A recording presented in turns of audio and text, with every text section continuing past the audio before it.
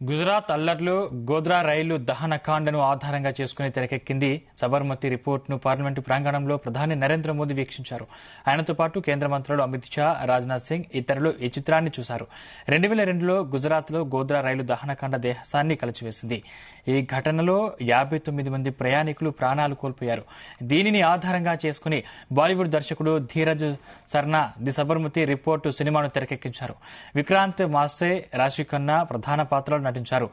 రిధి డోక్రా కీలక పాత్ర పోషించారు. నవంబర్ 15న ఈ మూవీ విడుదలైంది.